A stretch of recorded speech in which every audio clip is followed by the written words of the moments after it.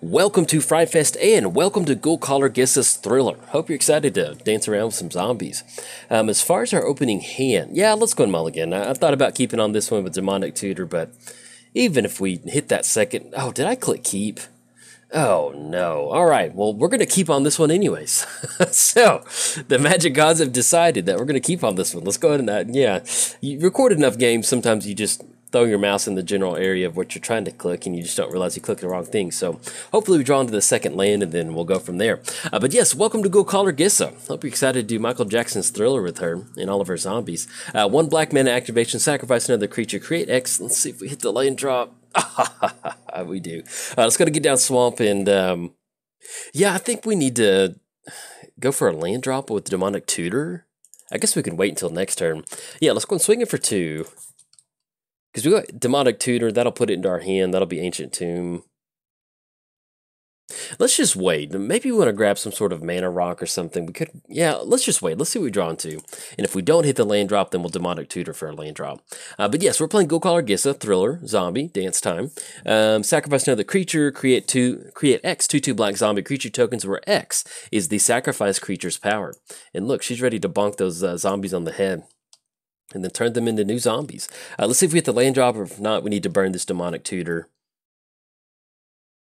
Diagraph Colossus. Okay, that's not going to get it done. So let's go Demonic Tutor. It's going to be 1/2. Let's get this popped out.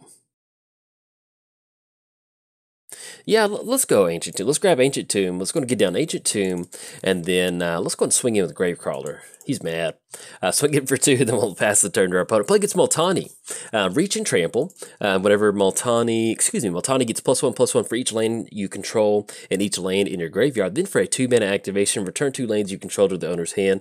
Return Multani from your graveyard to your hand. Our opponent did go for an activation off of that creature on the battlefield, and I'll cover what that does in just a second. So that was 2 mana, discard a card, search your library for a basic land, put it on the battlefield, tap, then shuffle your library. So what we're probably going to do is, let's go and swing in with Gravecrawler. Swinging in for 2, that's going to put them down to 24. And just so they're not getting a ton of extra lands, let's go and go for Fleshbag Marauder. And then that way we can still cast Gravecrawler out of the graveyard. Oh, look at this synergy. I love it. And Gravecrawler is just as happy to come back out. Like nothing happened. All right, pass the turn to our opponent. So we covered Multani. We covered Ghoulcaller Gisa.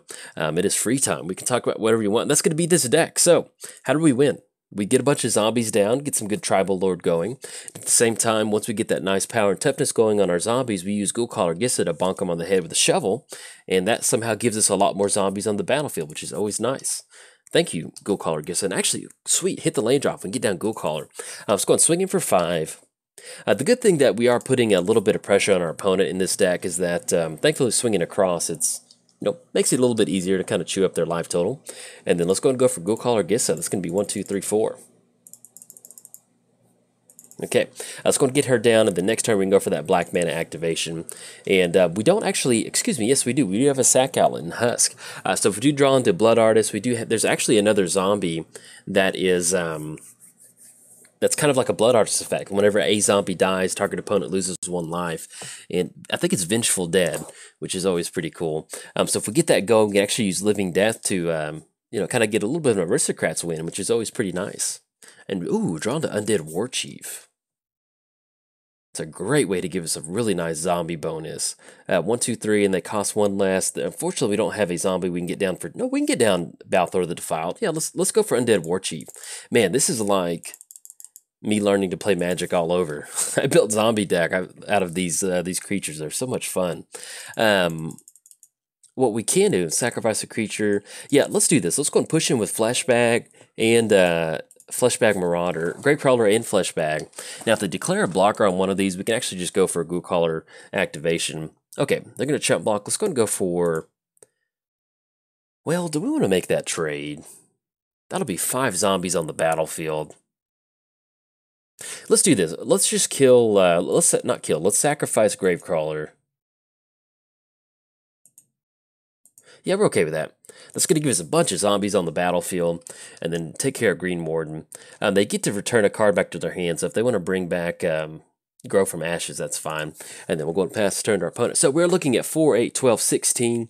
We've got 19 points of damage on the battlefield, so we at least have lethal zombies at this point right now. They do get into a position where they can use Yavimaya Hollow to, regenerate one of the creatures. But at least at this point right now, we've got a pretty lively zombie board state for our opponent to kind of enjoy, do the thriller dance with. Opponent's going to get down Mending of Dominaria, put the top 2 cards of your library into your graveyard, then return a creature card from your graveyard to your hand. And one of the downsides to Ghoulcaller is that I've been trying to record with her. We end up with a lot of quick games sometimes, so I'm going to go ahead and post this one up in some form or fashion. Undying Evil. I love that. Do we want to cast Gravecrawler? We can get down Diregraph Colossus. Unfortunately, it will not have haste, and that's going to be a minion creature. Let's go and push in. We're going to push in with our zombies. Yeah, let's go and push in with Undead Warchief. I'm okay with that. Let's go and swing the whole crew at our opponent. Make sure we're not missing anything with Nissa. I think go for the -2. Yeah, that's fine. So we're going to send the entire crew at our opponent. That will be lethal, so let's see how they want to block. If they do end up blocking the morph creature on Undead Warchief, we do have Undying Evil to make Undead Warchief come back with an additional power and toughness. Yeah, let's go and go for it. We'll take care of that morph creature. And, how flavorful is that, going for Undying Evil on Undead Warchief? I love it. All right, so we're going to trade on that. Undead Warchief is going to come back. He mad. And he's going to come back as a 4/3. And then let's go ahead and get down Diregraph Colossus. That's going to be 1/2 off of Ancient Tomb. Oh, yeah, look at this board state. I love it. And then let's go ahead and get down Husk. We're going to cast a zombie, get an extra zombie trigger off of that, too. And the Ghoulcaller, Gisa is just so happy. And then we're going to go and pass the turn to our opponent. So, at this point right now, let's say our opponent can somehow, I'm not really sure what spell they could use, but if they could exile all of our creatures, we still have a sack outlet to put them into the graveyard. And that does allow us to go for Living Death next turn if we need to go for that. But basically, at this point right now, depending on what sort of creatures they get down, we should be able to close it out with combat damage and then use Exsanguinate, hopefully, as the finishing touch to the deck. So we'll see what sort of creatures they get down. But this is pretty much what you want to be doing with Ghoulcaller Gisa. You can see how good Undead Warchief is. It is 4 mana, but getting that reduced cost on zombies. Typically, you have a lot of zombies that just have a really, they're good zombies, but they have kind of like this weird, the battlefield tapped or something. But when you get down Undead Warchief and you can just get a lot of them on the battlefield really quick, you can kind of negate that tapping ability. All right, opponent's going to scoop it up on this one, so I will definitely take that. And a lot of these Ghoulcaller videos, like I mentioned, they're kind of... they can be kind of quick sometimes, especially if you get enough zombies down, get down a Tribal Lord. And so I'm going to start splicing some of these videos together. But if you enjoyed your time dancing with Gisa's zombies, like and subscribe. And happy Halloween. Bye. Welcome to Fright Fest and welcome to Ghoulcaller Gisa's Thriller. Hope you're excited to get some good dance moves going today. As far as opening hand goes, I love this. This is a beautiful opening hand. We have a tutor, we have card draw source, we have Urborg. This is everything we want. Hey. There we go. Good luck to our opponent. Playing against Grand Warlord Radha, too, which should be a pretty fun matchup. Hopefully we get some really good creatures, get some really nice board state develops. It'll be pretty cool to see. So we're playing Ghoulcaller Gisa, and actually I'll cover her in just a second. Let's go and get down Swamp, and then we're going to kick it over to our opponent. So we're playing Ghoulcaller Gisa. For 1 black mana activation, sacrifice another creature, create 2 X/2/2 black zombie creature tokens, where X is the sacrifice creature's power. Playing against Grand Warlord Radha, haste whenever 1 or more creatures you control attack. Add that much mana in any combination of red or green until end of turn. You don't lose mana as steps and phases end. Let's go and get down Swamp. Do we want to go and go for Sign in Blood? Yeah, let's do that. Let's go and go for Sign in Blood. Definitely want to target ourselves. We do not want to target our opponent. And then, yeah, that's actually pretty good. We will have to get rid of a card, but I think at this point... Yeah, we're going to get rid of Swamp. Since we do have Urborg, we can get down Unholy Grotto. And then, worst case scenario, let's say we don't hit the 5th land drop. We can get down Hedron Archive, and that'll allow us to go for Ghoulcaller Gisa. But this is pretty much everything you want in an opening hand for this stack. We get down some good protection for Gisa. It gives her the haste option, too, of sacrificing a creature. And then we get those zombies going. It's always...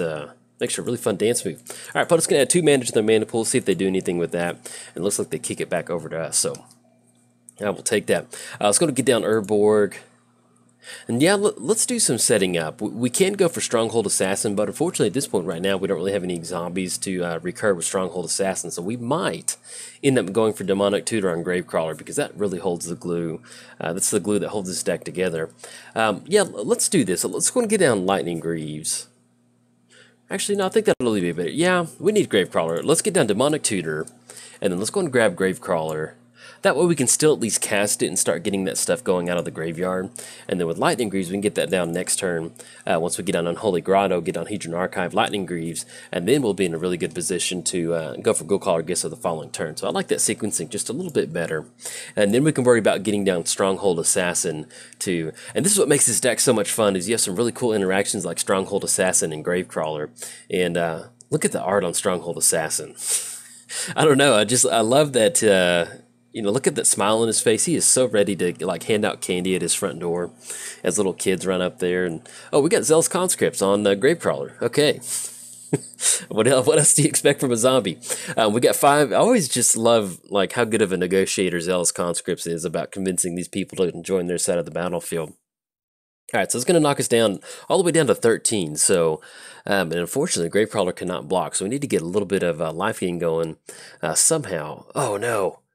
Wheel of Fortune. Okay, well that's not too bad. Crux of Fate, that's a wonderful thing to wheel into, and especially we can tap out for Crux of Fate and really clean this entire board state up, so that's okay, we'll take that. And we still end up with Gravecrawler too, so let's go and swing in with Gravecrawler first. He's mad. We'll swing it for 2, knock him down to 28 unless they block with a Goblin Diplomat, and they'll be able to go for Crux of Fate. We could get down Mana Vault if we wanted to, and that would give us 3 mana, but let's just go and get down Ancient Tomb. Or we could actually just straight up just go for Phyrexian Tower and not take any life. Yeah, let's do that. That way we're not losing any life. We can always recur Gravecrawler if we need to. Let's go and destroy all non-dragon creatures. That is correct. I always get so worried that I'm going to click the wrong thing. So we get a nice board wipe, and then anything else we're going to pass turn to our opponent. Now, we did wheel into some pretty good stuff. We have Ancient Tomb, we have Mana Vault, and I think that's about it. We have Noxious Ghoul, which is always really nice. Whenever another zombie enters the battlefield, all non-zombie creatures get -1/-1 until end of turn. So unfortunately, that will kind of count against Ghoulcaller Gisa since she is a human, but we can at least use Noxious Ghoul to kind of get a few more zombies on the battlefield and really kind of clean up this board if it gets redeveloped from our opponent. The only downside is that we get both of our protection for Gisa, Lightning Greaves and Swiftfoot Boots, ran into the graveyard off of that Wheel of Fortune, but that's magic. That happens sometimes. Let's go and get down Ancient Tomb. Yeah, let's get down Ancient Tomb. Let's go and go for, it's going to be... There's a certain way we can sequence this. It's going to be 1, 2, 3, 4, 5. And then we can still recast Gravecrawler. Yeah, let's do this. Let's go Phyrexian Tower. Let's get down Mana Vault. We're going to use that 1 colorless mana. Let's get down Ghoulcaller Gisa. And then let's go and go for Plague Belcher. That will put us down to 8. Not feeling so hot about that, but we're going to do what we need to do. Let's go and put the 2 -1 counters onto, well... We can actually block with a Grand Warlord swinging in. So we're going to put the 2 -1 counters onto Ghoulcaller Gisa. And then that way we can still at least get an activation for next turn. That'll be 5 2/2 zombies once we sacrifice a Plague Belcher. And we can actually stop Grand Warlord Radha from swinging in if they decide to do that. And then we'll hopefully kind of rebuild our board after that. Now, with Phyrexian Tower, we can actually, let's say that we do end up getting down Noxious Ghoul, we can sacrifice Ghoulcaller Gisa to Phyrexian Tower to send her back to the command zone. That way we don't lose her to -1/-1. So that's another line of play that we can go for. But other than that, this deck is just straight up Zombie Tribal, which I've always loved. Zombie Tribe has always been my favorite tribe, and it's kind of what got me... Not got me into Magic, but it's like the first true deck that I built where I was just like, okay, you know, I get what Magic's about. I get why you need 4 of these zombie lords. I get why you need 4 of these 1-drop zombies. And so that's why zombies have always held a special place in my heart because, yeah, it was like kind of the first tribal deck that I built. And it was the first thing that kind of showed me the importance of good deck building and, you know, curves and stuff like that. So getting the chance to do some Halloween decks and building Ghoulcaller Gisa. You know, there's a couple different builds you can go with Ghoulcaller Gisa, but... Yeah, just going straight up, just zombie tribal feels good. I mean, you get her down, you sacrifice one of the zombies from the tribal lords, you end up with a lot of zombies on the battlefield, or let's say that Ghoulcaller gets sent back to the command zone a bunch of times. You know, simply just building up a zombie board state might be more than enough to, you know, kind of put enough of a hurt on your opponent to where you can win the game. All right, so our opponent's going to be tapping out for 6 mana. Let's see what they're getting down. Kind of scared. Fall of Titans. Oh no, that's it. That's game.